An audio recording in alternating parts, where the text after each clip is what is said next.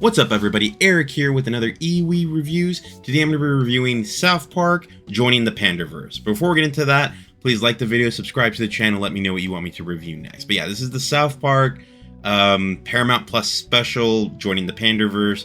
We had a couple of these like Streaming Wars Part 1, Streaming Wars Part 2, Post-COVID, Return of COVID, things like that.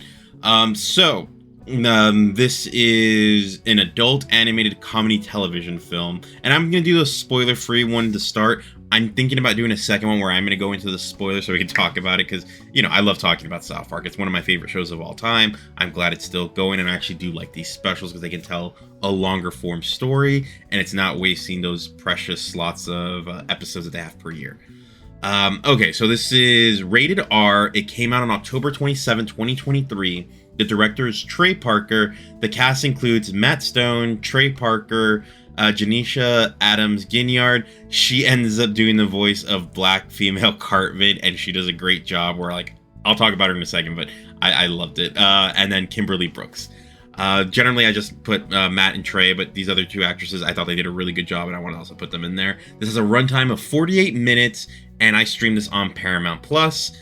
There is no post credits to this, and the plot is basically that Cartman is going through, like, having these weird dreams about being in a different place where it seems like everyone's been replaced. It's a bunch of pandering, and we also have a B plot of, like, the South Park adults struggling with their own personal decisions. And then, yeah, we also have, like, Cartman going through stuff where he's eventually gonna, I think you seen that, like, him and his other version of him switch. The multiverse exists now in South Park, but they're calling it the Panderverse, and I really loved it because it's a great dig on Disney. So let's actually go now to my spoiler-free thoughts. The bad. This one feels like it's just going to be a one-off. I don't think there's going to be a second part to it like there was for the other specials. And I kind of wish I could have seen what they would have done with an additional 48 minutes, because I was already thinking this was a really good special, and I was just like, well, where are we going to go with this? Are we going to get more time for it? And another bad thing is that the pacing was weird for me. Like, the ending to me, like, it felt like it was coming, but at the same time, it felt like it just rushed to it, and I'm not sure that I would have made it that way. I probably would have given it, like, a little bit more time, but it's fine, no big deal. One thing is that one of the topics here is about AI, and I have no problem with doing another AI thing, but I felt like they did the ChatGPT one earlier in the year that I'm just like, I think you guys went to AI a bit too soon again. Luckily, this time it wasn't Stan, Cartman, like, they weren't the ones really using AI. It was Randy in this one, so I'm glad they, like, if they did it again, it wasn't just a complete repeat of what they did with ChatGPT. This time we got Randy to get his own thing with it, and I'll talk about that in the good right now. But yeah, those are the bad in this. There's not much bad to it. South Park, they kind of know what they know what they're doing. They know what these specials, how they have to do it. They set a standard already with these specials. I can't say that any of the specials so far have been bad. I think all of them have been really good, and they're usually, like, great for telling, like, these big stories they can't just tell in a normal season, because it would take up just the entire time. So let's move on to the good. I love the fact that they go after everybody. Like, they go after woke culture, but they also go after those people that hate woke culture. And it's just like, you know what? This is cool. I like the fact that South Park still has their thing of, like, we're going to talk shit to everyone because you all deserve it. And I'm like, you know what? I like that.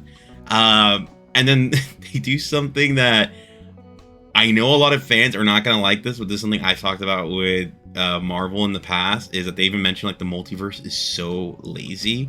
Like, it's just an easy way an easy out with a lot of stuff. Like, oh yeah, we'll just say that happened in the multiverse. And like, oh, it's the multiverse stuff. And it's like, it's lazy writing. It makes it so, like, the stakes aren't even that high. And, like, I'm just glad someone finally said it in the mainstream, because, yeah, I haven't been a big fan of the MCU doing multiverse stuff. I think they've done it the worst of everyone.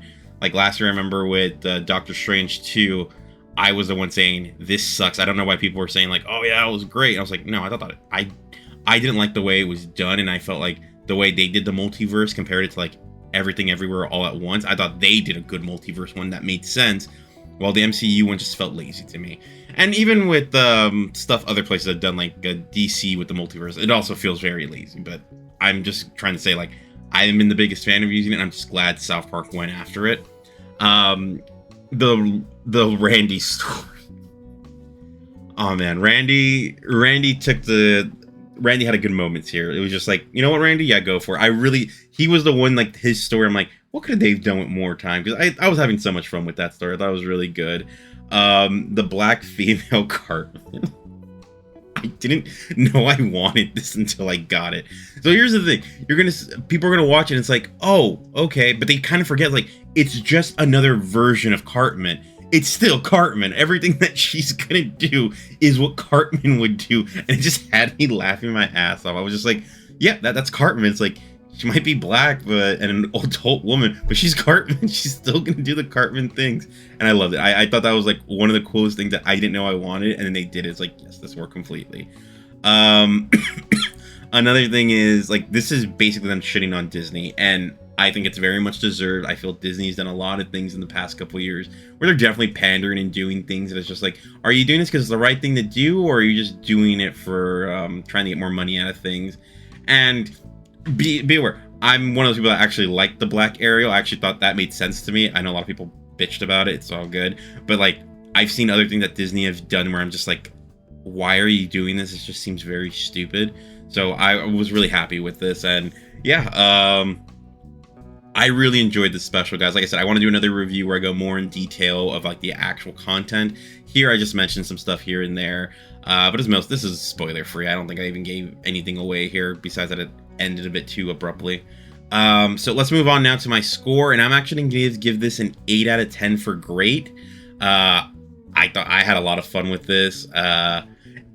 This is kind of the way I wish they would have done the Meghan Markle Prince Harry one.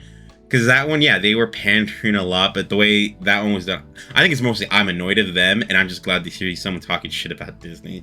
So I thought that was a lot of fun. I really enjoyed this. I recommend people go watch this. It's South Park. South Park's always going to be one of those franchises that, like, they're always going to say what's on their mind, and they're not going to be apologetic about it. They're just going to say what they feel, and I love that about them. I think they've been really good at what they've done over the years. I don't know how they're still going at it since 1997, I believe. It's like, you guys still have the juice, and they've been able to pivot really well on everything that they do compared to other things like Simpsons, Family Guy, which I don't hate. I still enjoy those shows, but I don't think they have the exact same steam like they had before, where South Park, I think, has been able to toe the line pretty well and know when to change their ways, and I've always loved them about that. All right, guys, the next review, movie-wise, I'm not sure. I know I'm eventually doing the Marvels, but I haven't seen what's coming out this week. I am making that Spider-Man 2 review. I'm hoping to have that out either this week or next week. That should be out on the main channel. I know we have that gaming channel, but I'm kind of just killing it. It's just I don't play enough games to be able to review enough per year to actually justify that second channel. If I was more than just me, probably I could, but since it's just me, I don't think it's gonna work. So yeah, guys, let me know what you thought in the comments down below about this movie. Let me know, did you guys like it? Tell me stuff that I missed in the comments down below. If you guys want to put spoilers in the comments, go ahead. Just that in the main video, I should not be doing that. But yeah, guys, thank you for watching, and I'll talk to you soon. Bye.